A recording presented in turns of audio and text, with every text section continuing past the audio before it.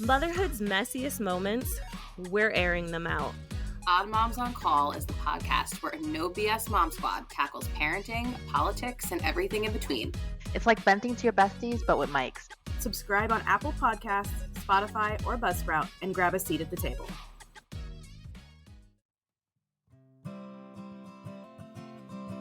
Hey, happy Thursday. Welcome back to another Quiet Confession. If this is your first episode, welcome.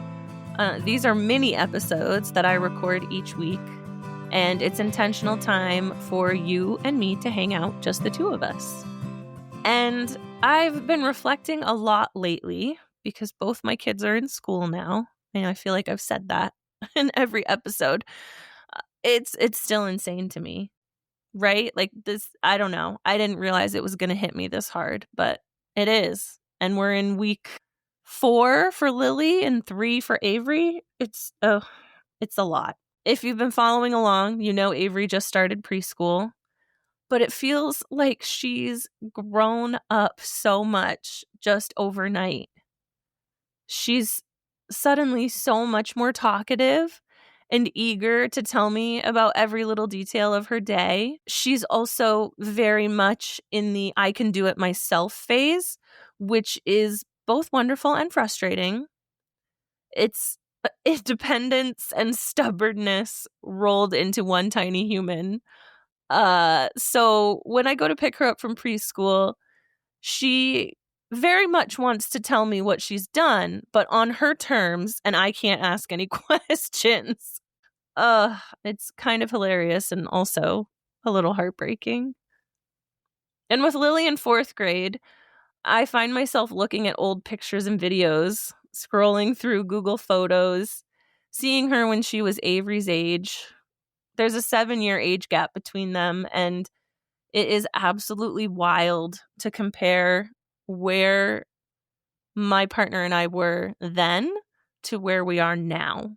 All of that has me thinking about the little things, the moments that can feel super annoying or really overwhelming in the present, but that I know I'm really going to miss one day. Okay, let's start with Lily. Every night, and I mean every night, after we've put her to bed, she comes downstairs under the guise of needing to use the bathroom, even though she uses the bathroom before we put her to bed. Really, she just wants to squeeze the dogs one more time, get one more hug from me and Ben, and stretch out her bedtime just a little bit longer. And if I'm being honest, it drives me absolutely crazy most of the time, because by that point in the day, I'm exhausted. I want quiet. I want my tea. I want to just shut down. But one day she's not going to come downstairs. She's not going to feel the need for that extra hug. I don't know if she'll ever get over wanting to squeeze the dogs one more time, but I know that when the day comes that she goes to bed and stays in bed, I'm going to really miss it. That duality is everywhere in parenting. I talk about it all the time. The thing that's a little bit annoying right now, or a lot annoying, but will break your heart when it's gone. And then there's Avery. Right now, she's in this phase where she's saying bemember instead of remember, and preschool instead of preschool. And I freaking love it. It is so sweet and so uniquely her. And I know that those words won't last. One day she's going to say them the quote unquote right way. And I'm sure I'll be proud, but I'm also going to be sad. Because all of those words that she says in her own way are just who she is right now. And I'm going to miss that. I'm going to miss the way she changes her name and mine about 20 times a day. So much so that I can't remember who I'm supposed to be at any given moment. Sometimes I'm Ryder and she's Chase. Sometimes I'm Robot Mommy and she's Doug.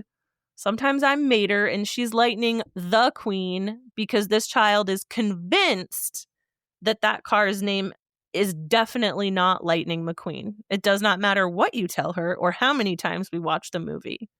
Lightning the Queen. I actually kind of love that.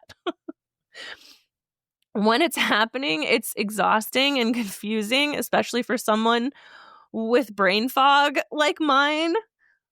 But I know one day I'm going to look back and laugh and wish I could step into just one more round of, all right, Avery, who am I now? Who am I supposed to be? Who are you? What's your name? There's also the way both girls will just say, I love you out of nowhere for absolutely no reason, or at least not a reason that I know. I don't think kids realize how much that carries you through. It feels random, like they're just throwing it out there between snacks and chaos. But for me, those words land so deeply. I say it all the time to both of them. My oldest has even told me, like, Mom, I know you love me. You don't have to say it all the time. And I say, I know I don't have to. I want to. I know I'm going to miss those moments when it's all unfiltered and uncalculated and just blurted out, because it's true in that moment. I'm going to miss popcorn and movie dinner nights. Maybe we'll keep doing them. Who knows? The secret is that those are the nights that my husband and I have nothing left to give. So we say, all right, who wants to have popcorn for dinner? And we throw on a movie, put popcorn in the microwave, grab a couple of fruit and veggie applesauce pouches, and call it a night. To them, it feels like a party, even though we're just sitting in the living room.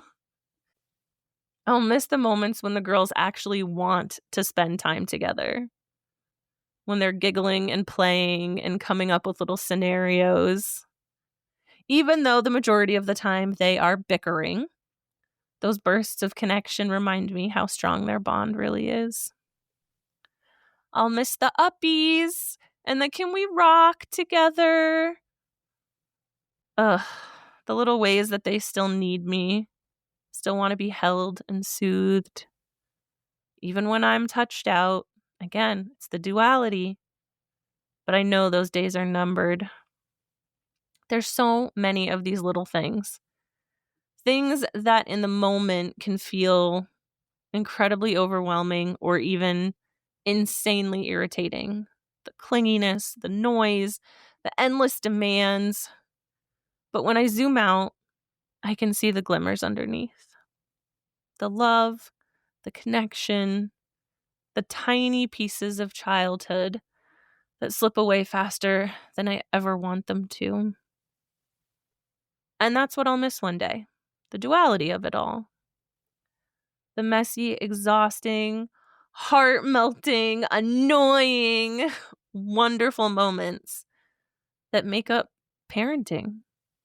So, if you're in the thick of it too, maybe let's both take a second to notice what we'll miss one day. Not because you need to savor every moment. I hate that phrase. Instead, because it helps to hold on to the love inside the chaos, and it helps keep us present. For me, it's bedtime bathroom breaks, Bemember, and popcorn and movie nights. For you, it could be something totally different. Whatever it is, it's worth noticing, because one day we're going to miss it more than we can imagine. All right, you know the drill. Unless you're new, do something nice for yourself. I will do something nice for myself. I'll be back next week, and I hope you'll join me.